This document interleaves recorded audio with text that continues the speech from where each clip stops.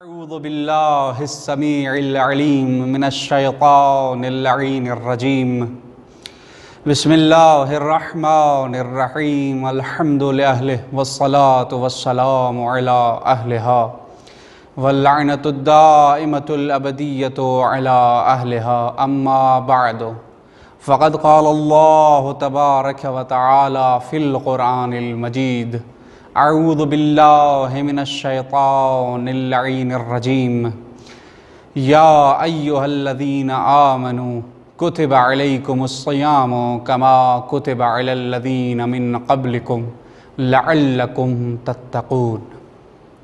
خداوند متعال کے بے پناہ لطف و احسان ہیں، خاص عنایات ہیں کہ جنہوں نے ایک بار پھر ہمیں یہ توفیق عطا کی کہ سلسلہ ماہ مبارک رمضان ماہ مہمانی خدا کے عنوان سے آپ کی خدمت میں چند عرائض پیش کر سکوں۔ کل کی گفتگو میں ہم نے یہ عرض کیا تھا کہ یہ ماہ مبارک رمضان میں تلاوت قرآن اور احکامات پہ عمل کرنا دوسرے مہینوں کی بنسبت بافضیلت اور برتریت رکھتا ہے۔ رمضان اپنے اختتام کو جا رہا دکھائی دے رہا ہے۔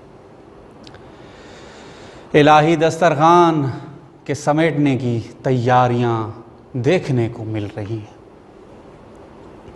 لیکن اب بھی ہمیں موقع ہے کہ اس دسترخوان سے درست اور صحیح استفادہ کر سکیں۔ ابھی بھی ہماری سانسیں تسبیح اور ہماری نیند کرنا بھی عبادت خداوندی میں شامل ہے۔ ابھی بھی ہمیں موقع ہے کہ خداوند متعال کے قریب ہو سکے۔ ابھی بھی ہمیں موقع ہے کہ قرآن مجید سے انس پیدا کر سکیں۔ ابھی بھی ہمیں یہ موقع ہے کہ احکامات خداوندی کو اپنے وجود پر حاکم کریں اور دل کو حرم الہی بنا سکیں۔ روزہ دار یہ آرزو کرتے ہوئے دکھائی دے رہا ہے کہ خداوند متعال ہمارے یہ روزے قبول اور مقبول فرمائے۔ اسی تگ و دو میں ہے کہ یہ میری عبادت، یہ میرا روزہ رکھنا اپنی بارگاہ عالیہ میں منظور فرمائے۔ ہمارا روزہ حقیقی روزے داروں میں شامل ہو۔ اسی تگ و دو میں انسان رہتا ہے کہ ہمارے یہ اعمال خدائی بارگاہ میں خدائی رنگ اپنا سکے۔ دو چیزیں ہیں مختلف عمل کے لیے۔ ایک عمل جب ہم انجام دیتے ہیں تو ایک چیز یہ ہے کہ ہم اسے صحیح طور پر درست طریقے سے استعمال اس عمل کو انجام دیتے ہیں۔ دوسرا جنبہ، دوسرا طرف یہ ہے کہ عمل صحیح انجام ہم نے دے دیا کہ آیا وہ قبول ہوا یا نہیں۔ تو علماء دو طریقوں سے ان کو بیان کرتے ہیں۔ ایک عمل کا صحیح انجام دیا جانا، دوسرا اسی صحیح عمل کی مقبولیت اور منظوریت کا باب کھلتا ہے۔ یعنی یہاں پر یہ ثابت ہو چکا کہ یہ جو ہمارے روزے ہیں، ہماری عبادات ہیں، ہماری طاعات ہیں، ہمیں ان پر فخر نہ کرنا چاہیے، ہمیں ناز نہ کرنا چاہیے کہ ہم نے 26 روزے رکھے، 30 روزے رکھے، اتنی نمازیں پڑھی، اتنی مناجات کی، بلکہ یہ دعا کرنی چاہیے کہ یہ سب عبادات، طاعات اور روزے، مناجات خداوند متعال اپنی بارگاہ میں قبول اور مقبول کرے۔ یعنی یہ ضروری نہیں ہے کہ ہم نے انجام دے دیا، خداوند متعال نے قبول کر لیا۔ یہ دو الگ چیزیں ہیں۔ عمل کے صحیح انجام دینے سے تکلیف ضرور ساقط ہو جاتی ہے، یعنی یہ ہرگز ضروری نہیں ہے کہ ہم نے صحیح طور پر ایک عمل انجام دیا، خدائی دستور کے مطابق ہم نے ایک عمل انجام دیا، لیکن ضروری نہیں ہے کہ وہ عمل قبول بھی ہو۔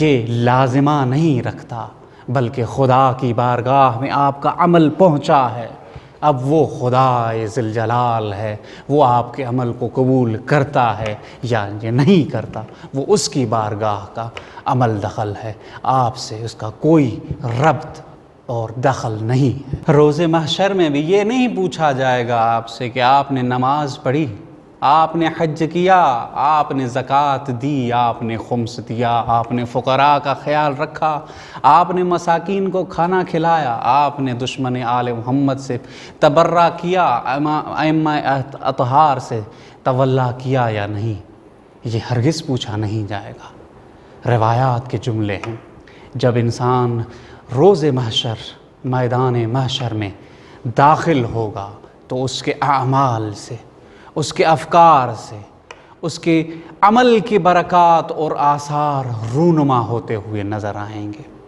جو بھی انہوں نے اپنی زندگی میں انجام دیا ہوگا، سب انسانوں کے اعمال مجسم ہوتے ہوئے نظر آئیں گے۔ پوچھا نہیں جائے گا، بلکہ انسان مشاہدے کے ذریعے ان کو دیکھ سکتا ہے کہ کون سا بندہ نیک اعمال رکھتا ہے، کون سا بندہ بد اعمال رکھتا ہے۔ تو یہاں سے ہمیں یہ نقطہ سمجھ میں آتا ہے کہ قبولی اعمال کو خدا کی بارگاہ میں قبول ہونے کا مقصد اور ہدف یہ ہے کہ اس عمل کے آثار، اس عمل کے برکات انسانی وجود پر رونما ہوتے ہوئے نظر آئیں۔ اگر وہ نماز پڑھتا ہے تو فحشاء اور منکر سے پرہیز کرتا ہے یا نہیں کرتا، اگر کرتا ہے تو اس کی نماز قبول ہے، جیسا خداوند متعال اپنے قرآن میں فرماتے ہیں ان الصلاۃ تنہی عن الفحشاء والمنکر، کہ نماز برائی کے کاموں سے روکتی ہے۔ اگر اس کی نماز برائی کے کاموں سے اس کو روکتی ہے تو نماز بھی قبول اور مقبول ہے۔ صرف انسان ہی نہیں، خود انسان ہی نہیں بلکہ دوسرے بھی متوجہ ہوتے ہیں کہ یہ بندہ نمازی ہے۔ کیوں نمازی ہے؟ آپ کو کیسے پتہ چلا؟ روزانہ مسجد جاتا ہے، ممکن ہے وہاں بیٹھ کر گپے لگا رہا ہو، گپ شپ کر رہا ہو، اس سے یہ ثابت نہیں ہوتا کہ وہ نماز بھی پڑھتا ہے۔ نہیں بھائی، یہ نماز پڑھتا ہے، برائیاں انجام نہیں دیتا، مستحبات انجام دیتا ہے، نیکیاں انجام دیتا ہے، یتیم کا خیال رکھتا ہے، مساکین کو کھانا کھلاتا ہے، فقراء پہ ترحم کرتا ہے، یہ سب چیزیں کرتا ہے۔ یہ سب چیزیں نیکی کے اعمال ہیں جن کو نمازی اچھے طریقے سے انجام دے سکتا ہے۔ برے فعل انجام نہیں دیتا، جب ہی ہم کہتے ہیں کہ یہ فلاں نمازی ہے۔ دوسرے لفظوں میں یوں کہیں کہ انسانی اعمال اپنے اندر ایک خاص فلسفہ رکھتے ہیں، خاص حکمت رکھتے ہیں۔ اگر وہ فلسفے اور حکمتیں انسانی زندگی پر پیادہ ہو جائیں، محقق ہو جائیں اس کی زندگی میں، تو سمجھ لیں کہ وہ اعمال جو انجام دیتا ہوا آ رہا ہے خدا کی بارگاہ میں قبول اور مقبول ہیں۔ اگر وہ فلسفے، وہ حکمتیں اس کی زندگی پر کوئی آثار نہیں چھوڑتے، کوئی برکات نہیں نازل کرتے، تو سمجھ لیں وہ فقط ایک ورزش کر رہا ہے، کوئی عبادت انجام نہیں دے رہا۔ قرآن میں خداوند متعال یہ کہتے ہوئے فرماتے ہیں کہ قیامت کے دن میدان محشر سجا ہوگا، کچھ لوگوں کو سیدھے ہاتھ میں ان کے نامہ اعمال دیتے ہوئے فرشتے نظر آئیں گے، کچھ لوگوں کو بائیں ہاتھ میں۔ کیا فلسفہ ہے؟ وہ یہ ہے کہ دائیں ہاتھ میں دینے والوں کے اعمال نیک ہوتے ہیں، اچھے ہوتے ہیں، جنہوں نے دستورات خداوندی پر عمل کیا ہوتا ہے، جنہوں نے محارم خداوندی سے دوری اختیار کی ہوئی ہوتی ہے، وہی افراد اپنے پروانے، اپنے نامہ اعمال سیدھے ہاتھ میں اٹھائے نظر آتے ہیں۔ ان کے برعکس جن کے بائیں ہاتھ میں اپنا نامہ اعمال ہوتا ہے، اپنا پروندہ ہوتا ہے، اپنا پروانہ ہوتا ہے، تو وہی ہوتے ہیں جنہوں نے محارم خدا کو رعایت نہیں کیا ہوتا، جنہوں نے واجبات کو انجام نہیں دیا ہوتا۔ تو یہ وہی چیزیں ہیں کہ وہاں پر انسان کے اعمال مجسم ہو جاتے ہیں، بلکہ ان کو دور سے دیکھ کر پہچانا جا سکتا ہے کہ فلاں نیک ہے یا فلاں بد ہے۔ اور سیدھے ہاتھ میں نامہ اعمال کا ملنا قبولی کا سرٹیفکیٹ ہے۔ روزے کے لیے بھی کچھ فلسفے ذکر کیے ہوئے ہیں۔ قرآن مجید میں روایات اسلامی بھری پڑی ہیں کہ روزے کے مختلف فلسفے ہیں، حکمتیں ہیں۔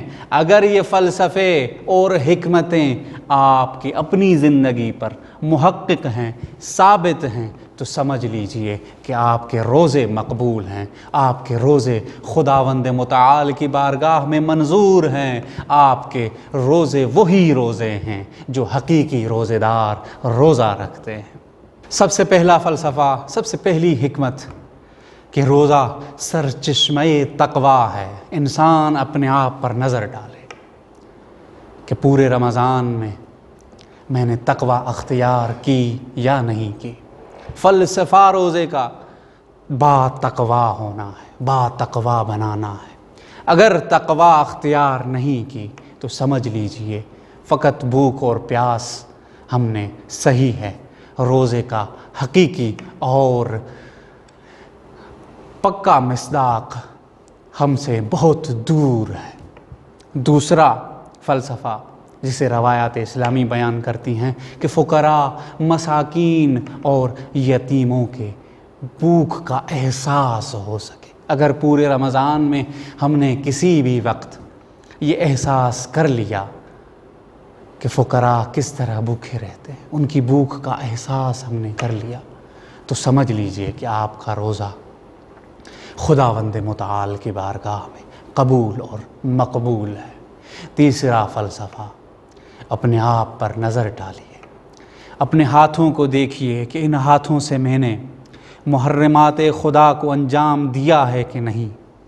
اپنے ہاتھوں کو دیکھیے کہ ان ہاتھوں سے میں نے واجبات انجام دیا ہے یا نہیں۔ آنکھوں سے میں نے نامحرم کی طرف دیکھا ہے یا نہیں۔ کانوں سے میں نے کسی مومن کی غیبت تو نہیں سنی۔ زبان سے میں نے جھوٹ بولا ہے کہ نہیں، کسی کی غیبت کی ہے کہ نہیں، کسی مومن بھائی کی توہین تو نہیں کی۔ یہ سب چیزیں اپنے آپ پر نظر ڈالیں، دیکھیں کہ مجھ میں کیا کمی ہے، ابھی بھی وقت نہیں گزرا۔ یہ فلسفے روزے کے ہیں، ان فلسفوں پر عمل کریں اور گارنٹی لے لیں، خداوند متعال سے گارنٹی لے لیں کہ یہ وہی روزہ ہے جو تو مجھ سے چاہتا تھا، اب وہ مجھے عطا کر دے جو میں تجھ سے چاہتا ہوں۔ خداوند متعال سے یہ دعا ہے کہ ہمیں اپنے احکامات پر عمل کرنے کی توفیق عطا فرمائے اور حقیقی روزے داروں میں ہمارا شمار فرمائے۔ والسلام علیکم ورحمۃ اللہ وبرکاتہ۔